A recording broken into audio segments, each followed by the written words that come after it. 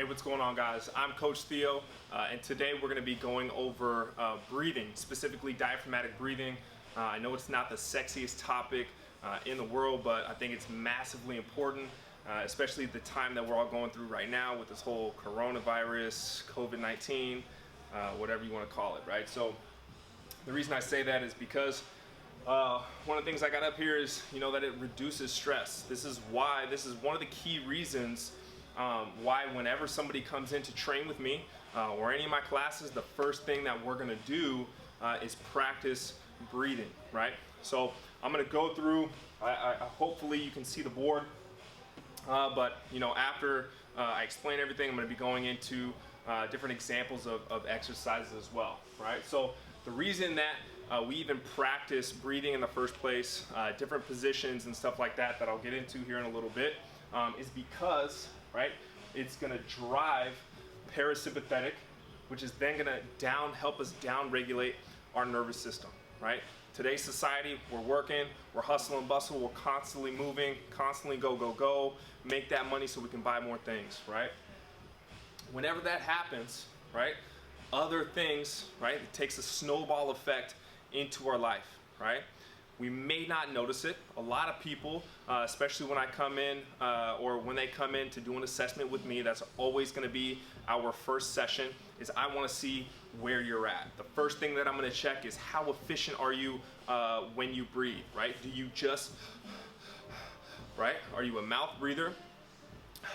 Are you constantly keeping the air in your chest and in your neck, right? Is it just this portion of your lungs where you're breathing from, or are you indeed using the three chambers, right? And we'll get into that here in a little bit as well. So again, I want to identify that, right? And most people, I don't have an exact percentage for you, but most people who come in to train, right? And I'm assuming that this is all over the place because, I didn't create this, I didn't make this up. I learned this through a lot of continuing education that I've done over the years, right? So a lot of people are trapped here. We trap the air in here, right? Our necks are constantly tight, right? We're constantly stressed out, right? So I know that person, right, is probably, right, sympathetic dominant, which is going to elevate cortisol, right? A good way to tell is if you lack energy, right? If you have trouble sleeping, if you have trouble with digestion, right? There's all these different things that come into play and that can be affected just by the way that you breathe, okay? So again, whenever somebody comes in to train with me, the first thing that we're going to do, right, if you're a client of mine, whether it's online or in person, feel free to comment below and let the world know just how true that statement is, right? Everybody comes in, they start with breathing, right? And different positions for different people, that's just the way it goes, right? So again, down regulates central nervous system, huge, right? So whenever I want somebody to train, or if we're going into a training session, right, I'm not necessarily trying to get somebody calm and relaxed and not pumped up about a training session. I'm simply trying to create a window for them to be as efficient as possible. The next thing that it's going to do is it's going to initiate recovery, right? So I start a session with it, I end a session with it. So instead of, you're going to see this, right, into a lot of gyms and a lot of coaches that you're going to work with, if you have, but a lot of people send people out of the door, just panting, out of breath, or they're super charged up and they're just on fire, right? So, we send them home like that, and then they have trouble sleeping, they have trouble down regulating, right?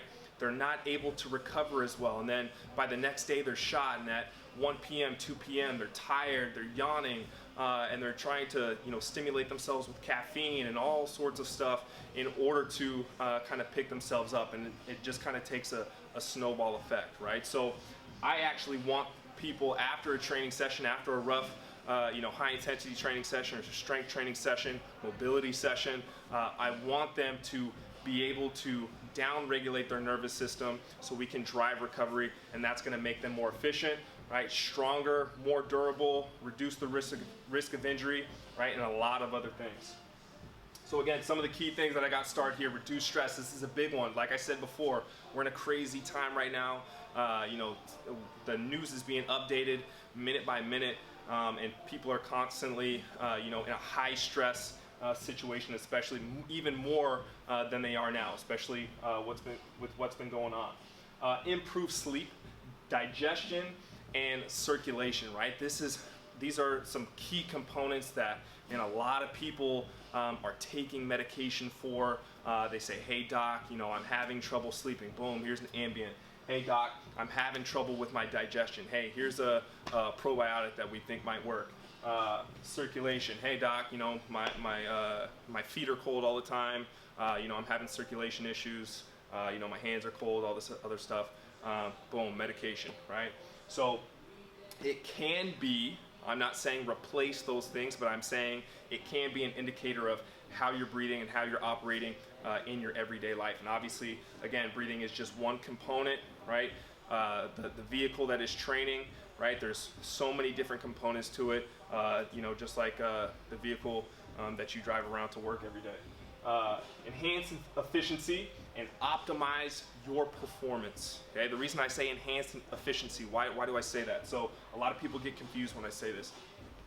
When we talk about breathing and reteaching people how to breathe, right, and practicing different positions and using all three chambers or their full lung capacity, right, where you're going to have a lot more oxygen that you can drive, right, to your muscles to become a lot stronger and, again, a lot more efficient. A lot of people when they train, I'm sure you've seen it or you've probably done it yourself, right, when they're under the bench press or about to deadlift, right, and they look like they're about to pass out.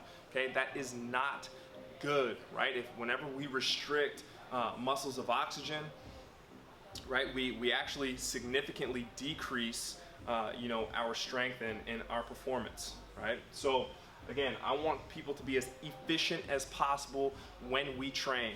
So sometimes it's just as simple as me coaching you through a simple breathing drill, and then that carries over or after X amount of training sessions over X amount of months, right? It then becomes almost like habit when they're training. If they are under the bench press or deadlifting or whatever they're doing in a training session, you can see the difference. I don't know how many times I've seen it over the years where people then start to become more efficient simply because they breathe efficiently during their training sessions, right?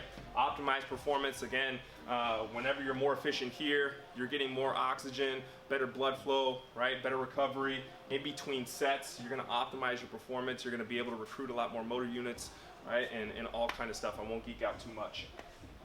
I'm gonna go over one. There's so many different, I would say, techniques when it comes to practicing breathing, right? One of my favorites is box breathing, simply because, again, a lot of people just are not able to recover. We have 60 million gym memberships in the United States, and yet, obesity and diabetes and all that stuff, tends to climb. It does climb year after year, right? So what that tells us is, man, people have more memberships, they're training more, there's all these things, Fitbits, to track your heart rate. People are working out more than ever, but yet, obesity is still climbing, right? Even just being overweight, injuries, right? It's a really good time to be a PT right now, right? Injuries happen all over the place. CrossFit is really popular.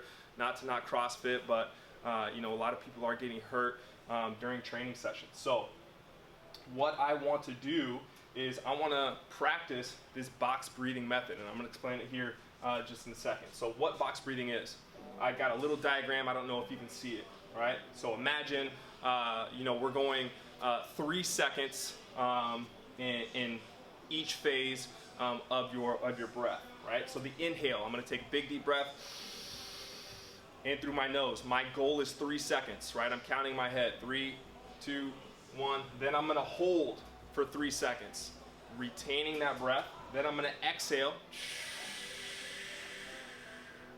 3 seconds. Hold my breath again for 3 seconds. That's 1 rep, and I go for a certain amount of reps, whatever I prescribe that individual. Again, might be different, could be for time, right? Usually during my classes, I'll do it for time. Or at the end of the training session, I'll simply, take people, there's different apps too, but I'll take people through a certain amount of reps. So what does this help us accomplish? Obviously, we know all these things. I listed this here, right? But more when we get into the nitty gritty, right? What I'm actually looking for is 3D expansion, or three-dimensional expansion, circumferential breathing.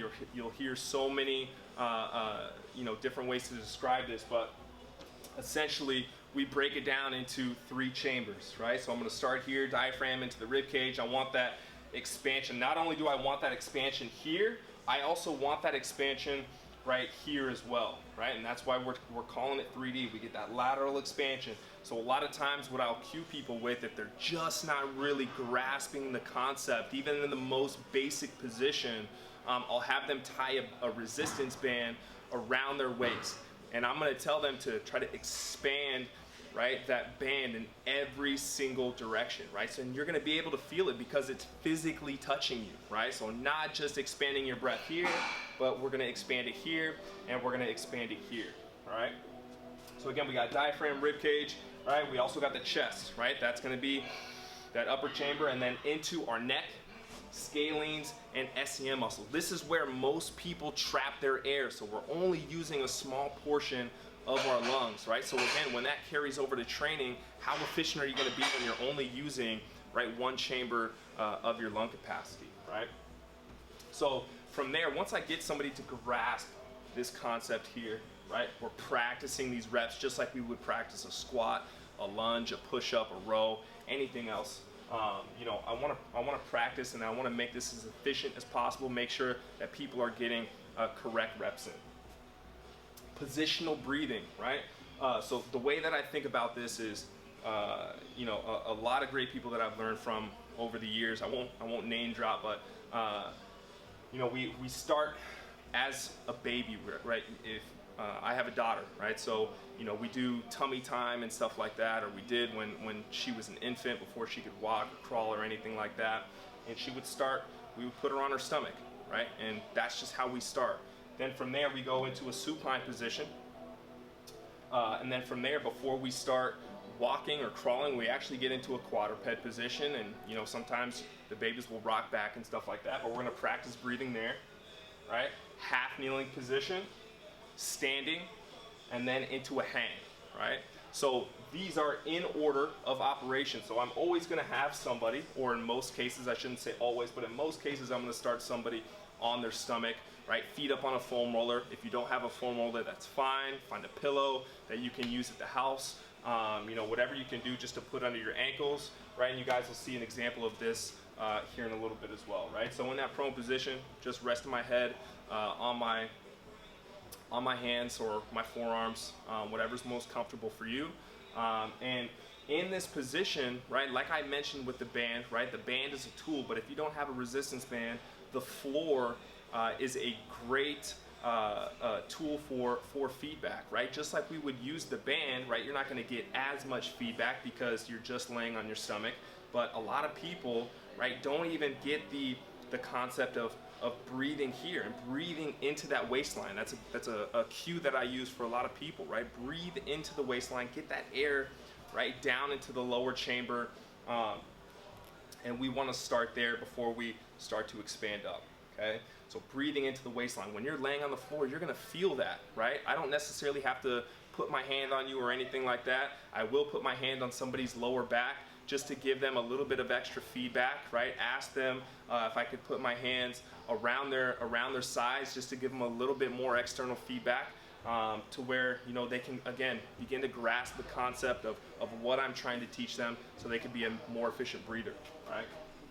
After that, once I feel like they've got that position down, then we can move on to supine position, right? And the reason that we're going to move on to the supine position, because a lot of us are naturally kind of extended in this position here. We carry a lot of tension in our spinal erectors, right? Forward shoulders, right? And heads gliding forward as well, right?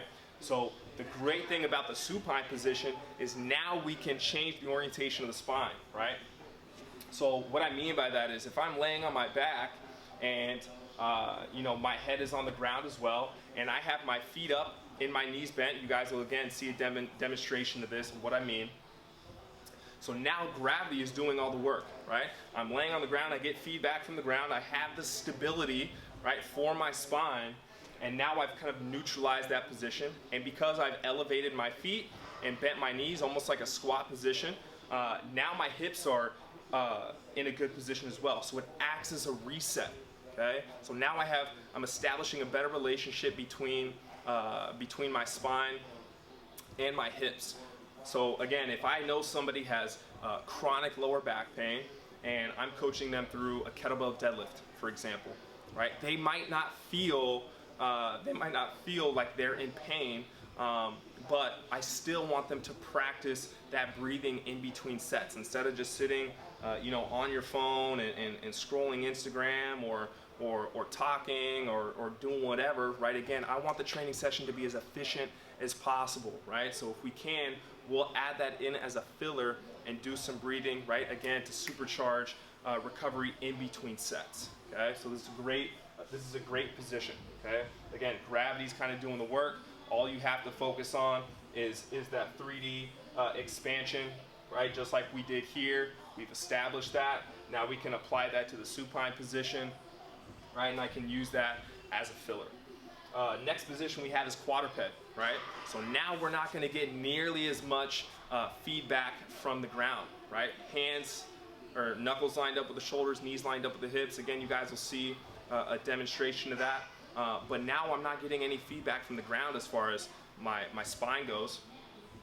My hips aren't on the ground. I have a little bit of stability for my hips just because my knees are on the floor, but now I have to kind of figure out, okay, what kind of position am I in? Am I overextended, right? I actively have to get into a neutral position, okay? I'm not trying to create a ton of tension here, but I might create a little bit of active tension, right? Pushing the floor away a little bit, make sure I'm filling up, my upper back, tucking my chin, right? Making my spine as long as possible. So that kind of requires a lot more of active skill and mechanics from your body. After that, we're going to go into a half kneeling position. So I actually use this as an exercise during my mobility classes. We might start here. For example, we might start in the prone position. And then I might do another positional breathing drill, especially if I know that the target is going to be the hips for that training session. I might add in that half kneeling position, right?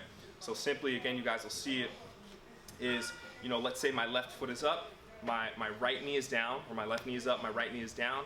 I'm in that 90-90 position, right? So when I do that, and I don't really think about it, right, and just kind of how, a lot of us stand kind of slouched anyway, right? That's kind of how we approach that half kneeling position. If we're not really thinking about it, we're not conscious about what we're doing, right? So I'll actually externally, or passively I should say, adjust my hips, right? Because that left hip will be elevated. So I want to think about pushing my left hip into my right adductor and aligning those hips as much as I can. So again, what am I doing? I'm creating a better position. I'm creating a better relationship between my hips and spine. I'm also creating some active tension, right? I'm getting my glute to fire. I'm creating tension through the floor from both of my feet, right? To help stabilize the hips and lock that into position. So if you're brand new to this, right, you might want to just hold that position, right? And use your hands, right, steadily throughout your reps or your time whenever you're doing this exercise, right? You might want to just hold that position and kind of get a feel for it. Learn to own that position as much as you can. So the progression would then be to take your hands away and actively hold that position while practicing, right, that 3D expansion. So with this one, I might have a different cue. I want to get that air down. I want to start with that air down. So I want to think about big deep breath in through my nose and think about breathing into my pocket. That's usually my cue, is breathing into the pocket, right? And usually people will just be able to get into that waistline, but that's all I really need, right? So I want that expansion, right? We allow it to travel up just like what we talked about before, right? And again, that's creating a better relationship between the hips, spine, right? We are also actively lengthening out the hip flexors, which is a series, not just one muscle, but a few muscles in that hip group, right? So, and that's where a lot of us are short because we stand in that extended posture, right? So these hip flexor muscles tend to be short, tight, and really, really weak, right? So super beneficial position. Then we're gonna go into standing, right? That would be the next progression. So now really I have next to no stability other than my feet being on the ground. And like I talked about before, if you tend to be in an extended pattern, right? And again here, right? So hips posteriorly tilted, right? Tilted here, right? Rib cage flared, shoulders forward, forward head posture, right? So if we try to stand straight up, right? Now, boom, I gotta go here. So what I actually want to think about in my cue with a lot of people is soft knees, squeeze in the glutes, right, to tuck the hips. So now I have what's called this pillar effect. So I'm stacking the pillar from my hips, rib cage, and shoulders. Everything is aligned, right? Rib cage is compressed, right? Slight tension in the abs. And as soon as I do that, right, I get the relaxed muscles here, right, which might be my spinal erectors and my QLs, right? A lot of times, right, is going to be for chronic low back pain. This might be a game changer for you, right? Again, to own that position and relax these muscles here, right? Becoming more efficient, right, in a standing position. That's all we're trying to do. And again, creating that training window. So from here, right, I can give myself some external feedback, right, and touch here, make sure everything is in a good position. I'm getting nice and tall through the spine, right? And you'll find that if you're not used to owning that position, right, and you naturally stand in that extended pattern, if you try to skip all these steps and go right into a standing position, man, if you're working with a coach, that coach is gonna be like, that coach is gonna be like, boom, right? Compress the rib cage, head goes forward. Hey, get your neck tall, boom, right? And then you just collapse here again, right? It's very difficult to skip steps and own that standing position, right? So keep that in mind, right? Practice your steps and know what that pillar feels like, right? Stacking the shoulders on top of the rib cage and the rib cage on top of the hips and breathing there, getting that 3D expansion, right? After that, we got hanging. This is kind of a bonus for me, right? So a lot of people will argue, well, you know, hanging's not really too natural, not great for your shoulders. I find it otherwise, right? I played basketball. I've landed in awkward positions and you know, subluxed, you know, my shoulder several times throughout my career, and you know, limited in certain ranges of motion, right? But hanging has actually helped it a great deal, right? And a lot of times, you know, when I started deadlifting and you know, I love pull-ups and all that stuff, my lats got really tight, right? Like I'm used to, right, packing my shoulders back and down towards my rib cage. When I do that, right, my lats get really tight. So I've kind of hardwired that position, so to speak, right? So hanging in that position, right, again, I'm letting gravity do the work. And when I'm able to own that position of, again, stacking everything, right, my feet would be out in front of me a little bit, or I could bend at the knees and drive my knees forward, and that's gonna help get my hips, right, in a good position, actively squeezing my glutes, right? And again, I have that stacked position. The only thing that's changed is now my arms are up, right? And I'm hanging from the bar. I'm letting gravity do the work, and again, practicing that three-dimensional breathing, right? And what you'll feel is that as you exhale, it's almost like you sink and almost let your arm out of the socket, right? That's almost gonna be, you know, like what it feels like. So you have a firm grip on the bar, but you know, you're still getting a lot of length out of your lats, okay? And there's a few different ways, a few different techniques that you can do in this hanging position. But even just if I'm about to bench press, I like just hanging there for 2 minutes and just breathing. Again, that's really, really challenging. I suggest that you don't jump right into that, but I'm just using it as an example. So I can get a lot of tension out of my lats and get some active release without even touching a foam roller, without doing any pin and stretch techniques or any mobility drills or anything like that. Simply just from hanging and practicing that three-dimensional breathing. The other thing that I like to do, especially when it comes to pressing, is getting in that overhead position. So obviously I'm in that hanging position, right? And then from there, I'm gonna take a big deep breath in, and then I'm gonna actively pull my shoulders back, right, which is going to almost drive my chest forward, right? So what that's gonna do, that's gonna activate my upper back, and I'm gonna lengthen out this anterior tissue, right? So my pecs, right, into my anterior delts, and I'm lengthening out that tissue, okay? So a lot of us, again, are tight, especially, you know, if you are in this extended pattern, right? Shoulders forward, head glides forward. We're short and we're tight here, just like we are with the hip flexors, okay? So a lot of times, you know, if you feel that right way, right, whether you have chronic low back pain or chronic neck pain, you're constantly dealing with headaches, that simply has to do with positioning, and you just kind of pissed a lot of stuff off, right? So that will actually get some release before you even jump into any soft tissue work, like with the active mobility ball, pin and stretching, the SCM, the scalenes, you know, the pec major, pec minor, all that stuff that helps us kind of get relieve some tension in the neck, right? We can do that simply from breathing, create that window, and then we can go into our soft tissue work, and you're gonna feel a lot better, okay? So again, plug this in, take this and plug this in.